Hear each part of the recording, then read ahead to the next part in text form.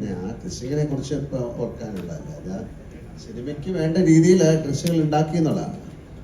പലപ്പോഴും അങ്ങനെ സംഭവിക്കാറില്ല. അത് ശരിക്കും ഒരു കളർ പാലറ്റ് ഉണ്ടാക്കിയല്ലേ, നമ്മളൊരു കളർ സ്കീം ഉണ്ടാക്കി അങ്ങനെ ആ സിനിമ നമ്മൾ കാണാൻ യോഗ്യത രീതിയിലുള്ള ഡ്രസ്സിങ്ങുകളിലാണ് അതിൻ്റെ കളറൊക്കെ ഉണ്ടാക്കി കൊണ്ടിരിക്കുന്നത്.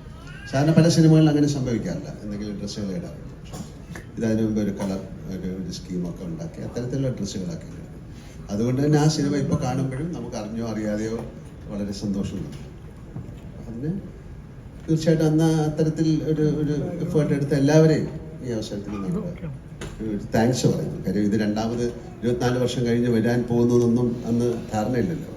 അപ്പം കാണാൻ നന്നായിരിക്കണം എന്ന് പറഞ്ഞ് ചെയ്തത് ഇപ്പോഴും കാണാൻ നന്നായിരിക്കുന്നു. ഇതൊരു ഭാഗ്യമായിട്ട് ഞാൻ കരുതുന്നു. അങ്ങനെയല്ല, അവരുടെയൊക്കെ ഒരുപാട് പേരുടെ റിക്വസ്റ്റ് ഇതിന് പുറകിലുണ്ടായിരുന്നു എന്നാണല്ലോ. അപ്പം ഇത്തരം സിനിമകൾ കാണാനൊരു താല്പര്യം അവർ പ്രകടിപ്പിച്ചു. അതുകൊണ്ടാണല്ലോ ഈ സിനിമ ഉണ്ടായത്. പിന്നെ ഇതൊരു ഭാഗ്യമാണ്. ഞാൻ നേരത്തെ പറഞ്ഞ പോലെ ഇതിൻ്റെ പ്രിൻ്റ് ഉണ്ടാവുക, ഇത് മാസ്റ്റർ ചെയ്യാൻ പറ്റുക, വീണ്ടും അതിൻ്റെ സൗണ്ട് ട്രാക്ക് ഉണ്ടാവുക, പല സിനിമകളിലും ഇല്ല.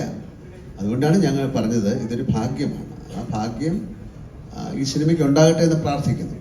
വീണ്ടും ഇത് സിനിമ തിയേറ്ററിലേക്ക് പോവുകയും ഞാൻ ഈ സിനിമ വീണ്ടും കുറ്റം പറയാൻ തുടങ്ങിക്കഴിഞ്ഞാൽ നമുക്കൊന്നും പറയാൻ പറ്റില്ല. അപ്പോൾ ഈ സിനിമ വീണ്ടും കാണുക. നിങ്ങൾ കണ്ടിട്ട് ഒരു 24 വർഷം മുമ്പ് നിങ്ങളൊരു സിനിമ എടുത്തിരുന്നു. അങ്ങനെ അന്നേ മലയാള സിനിമ എൻറ്റിറ്റി വൈസ് ചെറിയൊരു സ്ഥലത്തു നിന്നാണ് മലയാള സിനിമ ഉണ്ടാകുന്നത്.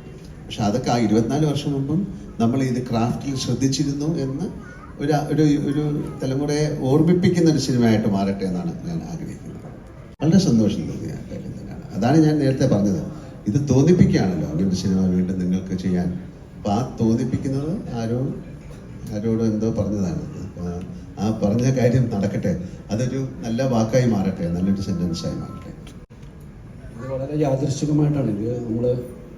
ഇത് എഴുതുമ്പോഴൊന്നും മോഹൻലാൽ നമ്മളുടെ ഉള്ളിലില്ല. ആദ്യം എഴുതുമ്പോൾ ഒരു 7 വയസ്സുകാരൻ കുട്ടിയായിരുന്നു എൻ്റെ പ്രോട്ടഗണിസ്റ്റ്. അതിനുശേഷം ഒരു ക്യാമ്പസ് പശ്ചാത്തലത്തിലേക്ക് ഇതിനെ കൊണ്ടുവന്നു. പിന്നീട് യാദൃശ്ചികമായിട്ട് ലാൽ കഥ കേൾക്കുകയും ലാൽ ആ കഥ ഇഷ്ടപ്പെടുകയും അതിൻ്റെ ഭാഗമാകാൻ ആഗ്രഹിക്കുകയും ചെയ്തു. അപ്പോൾ അതിന് തക്ക മാറ്റങ്ങൾ അതിലേക്ക് വരുത്തേണ്ടി വന്നു. അങ്ങനെയാണ് ഇതിൻ്റെ ഭാഗമാകുന്നത്. പക്ഷേ ലാൽ വരുന്നത് കൂടി ഈ സിനിമയ്ക്ക് വേറൊരു ലെവലിലേക്ക് ഇതിനൊരു മാനം ഉണ്ടാവുകയാണ്. ഒരു വലിയ ലെവലിലേക്ക് ഈ സിനിമ മാറുകയുണ്ടായി. അതുകൊണ്ട് തന്നെയാണ് ഈ സിനിമ വീണ്ടും നമുക്ക് റിലീസ് ചെയ്യാൻ സാധിക്കുന്നത്.